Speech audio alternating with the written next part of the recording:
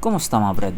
Noong mga nakaraang linggo nga lang po nag-post ako dito sa page na to. Sinabi ko na mukhang may lalabas na bagong PCX 160 Ay wala pa lang So yun nga po sinabi ko, mukhang may ilalabas na bagong PCX 160. Pero syempre yung mga nagsabi nga din po sa akin yan, yung mga pinagkakatiwalaan kong source. At hindi ko nga din po inaasahan ilang araw lang ang makalipas. Boom! It became Coco Crunch. Hindi. May nilabas na nga pong PCX 2025 model. Buti na lang walang kumontra. Subo edition na naman sana.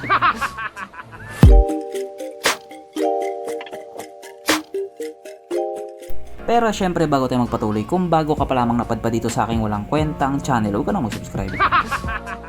So yun na nga. Katulad nga po dun sa sinabi ko na may ilalabas na bagong Honda PCX 160. Nagkatotoo nga po, may nilabas na nga pong bagong PCX. Kaso hindi 160, 125. Pero wait, there's more. Kasi itong Honda PCX 125 2025 model nga po ay nilabas sa European market. At alam naman po natin na kapag sinabing European market, 125cc talaga yung market nila doon. Kaya para doon sa mga nagtatanong kung nasaan yung PCX 160 2025 model, antay-antay lang brad, ilalabas din yan. Ilalabas din nila yan dito sa Asian market. Kapag sinabi mo nga pong Asian market, syempre kasama na dyan yung Pilipinas, Thailand, Indonesia, Cambodia, Vietnam, at marami pang bansa dito sa Asia. Pero dahil nga po naunang ni-reveal ni Honda ang PCX 125 doon sa European market or country, syempre siya muna yung pag-uusapan natin ngayon. Well, sa unang sulyap mo nga po dito sa motor na ito, mapapansin mo na agad na may nagbago na sa headlight niya, na sabi nga po nila, nagmukha daw Motorstar Easy Ride. Yun nga po ang sabi nila. Siguro doon talaga siya kinopya.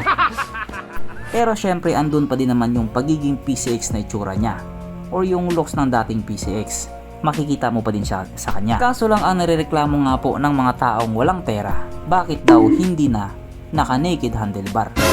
Ang pangit daw nitong motor na ito. Yun nga po ang sabi nila. Pero syempre kung may mga taong pinipintasan ng motor na ito, may mga tao din po na pinupuri nila si Honda sa paggawa ng motor na ito. Ayon nga po sa kanila, mas gwapo daw ito kung ikukumpara doon sa previous model. Kaso lang bakit hindi daw ginawang naked handlebar? Pangit daw. Hindi ko nga po sila maintindihan kung bakit sila napapangitan. Pero para sa akin, gwapo naman talaga siya. Siguro hindi lang nila ma-appreciate sa ngayon kasi nga hindi pa nila nakikita sa personal. Pero kapag nakita na nila sa personal to, magbabago din yung utak nila. Kaya dahil dyan, pag-usapan na lang natin kung ano bang meron sa motor na ito at kung gaano nga ba talaga siya kaganda. So ito nga po ang Honda PCX 125 2025 model na mayroong 125 cubic centimeter engine displacement, 4-stroke single cylinder, single overhead cam with 4 valves. Yes po, naka 4 valves po ito. Powered by ESP Plus or Enhanced Smart Power Plus. Nang ibig nga pong sabihin mas pinalakas na makina at mas pinatipid sa gasolina. Naka-program fuel injected at syempre ito po ay naka-liquid cooled. Kaya hindi po siya panis sa Honda Click 125. Pagdating naman po sa kanyang power, ito po ay merong 12.3 horsepower at 8,750 RPM, 11.7 Nm of torque at 6,500 RPM. At dahil nga po kare-reveal pa lang dito sa motor na ito, wala pa po tayong idea pagdating sa kanyang top speed. Pero panigurado naman dyan, mabagal pa yan. Noon pa kasi sa kanila, bibilis lang naman yan kapag nandito na yan. Ang kanyang tangke ay kaya magkarga ng 8.1 liters fuel tank capacity na kumukonsumo naman po ng 49 kilometers per liter. So para nga po sa isang PCX 125cc na kumukonsumo ng ganon, matipid na po yun. Ang sukat ng kanyang gulong 110/70/14 sa harap at 130/70/30 naman sa likuran. Syempre parehas na nga po itong naka-tubeless. Pagdating naman po sa kanyang braking system, ito po ay naka-disc brake sa harap at disc brake din po sa likuran. Pero may variant po na naka-disc brake sa harap at drum brake pa din po sa likuran. Pero ang importante naman dito, meron po siyang ABS. Ang kanyang seat height ay mitaas sa 763mm at 135mm naman ang kanyang ground clearance. So halos pares pa din po doon sa previous model. At ang motor nga po na ito ay may kabuuang bigat na 133 kilograms. So para nga po sa isang 125cc na scooter, mabigat po talaga siya. So imaginein mo na lang kung ito yung motor mo. Mabigat na yung motor mo, pabigat ka pa. Kawawa si mama. Mapunta naman po tayo sa iba pa niya mga features. So ang ilaw nga po sa motor na ito, naka full LED na po. At speaking of ilaw nga po niya, kung mapapansin nga po natin, mahaba na yung DRL niya, na sinasabi nga po ng iba ngayon na nagmukha daw Motorstar Easy Ride Edition. Grabe naman kayo. Hindi naman kamukhang kamukha. Konti lang.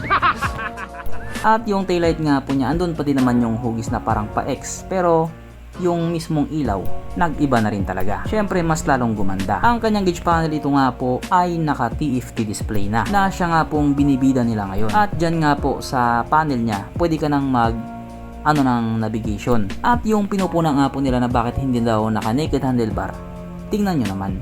Maganda naman yung pagkakagawa sa kanya. Pwede sana magreklamo kayo kung pangit yung pagkakagawa. Kaso lang, tingnan nyo naman. Tsaka kung ayaw nyong may cover, pwede nyo namang tanggalin yung cover. Pwede nyong gawing naked handlebar. Nabubulol na naman ako. At syempre, naka-keyless po ito. Smart case system. For sure, na-anticipate naman na ng mga tao yon. At syempre, present nga din po sa motor na ito ang kanyang USB charging port na para kahit saan ka nga po magpunta, hindi ka na mangangamba na baka malobat yung cellphone mo kasi nga manonood ka pa ng Pornhub.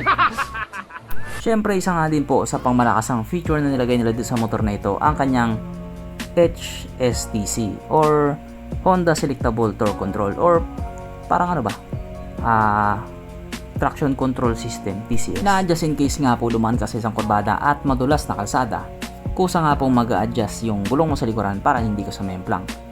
Pero yun naman po ay optional. Pwede mo siyang i-off, pwede mo siyang i-on. Kung gusto mong sumemplang, i-off mo lang siya. O diba? May semplang ka pa rin talaga. Pero dito, hindi ka sasemplang dito. Sapagkat nandito na nga po tayo sa exciting na part, ang kanyang mga suspension. So sarap ang bahagi nga po ito ay ginamitan ng telescopic fork. At sa likuran naman ito po ay gumagamit ng dual shock absorber na meron nga pong sub-tank. Di ko lang sure kung sure ba yan. Na ayon nga po sa mga taong nakagamit sa motor na ito, maganda ang bounce.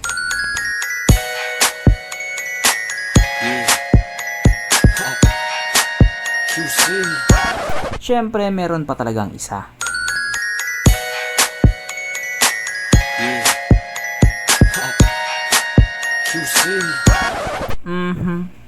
Panigurado. Wala na namang nalungkot. At dahil wala nga po nalungkot, alamin na po natin kung present nga ba sa motor na ito yung tatlong pinaka-importanting features. So, una na nga po dito, ang kanyang lagayan ng istalyon. At good news mga brad, meron siyang ganon. Meron siyang lagayan ng istalyon. Kaso lang, wala po siyang sabitan ng pulutan. At oras na nga po para sa ating Red Horse check ang pinaka-importanting feature sa isang motor. At ayon nga po sa aking masusing pag-aanalisa, ang motor na ito ay kayang magkarga ng isang kahong Red Horse, pero kasya pa isang kahon sa kanyang under seat compartment.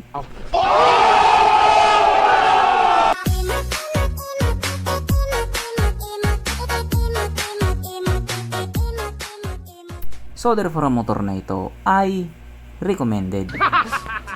At regarding nga po sa presyo doon sa UK, yung isang variant pa lang yung may presyo. Yung variant na pinaka-standard na walang sub-tank yung shock absorber, tapos parang hindi rin yata nakakilis. At ito nga po ay nagkakalaga ng, sasabihin ko pa ba? Baka mabuisit lang kayo eh. Ito nga po ay nagkakalaga ng 3,659 pounds. Na kung i-convert nga po natin into Philippine peso, ito po ay papatak ng 278,000 pesos. Ano brad?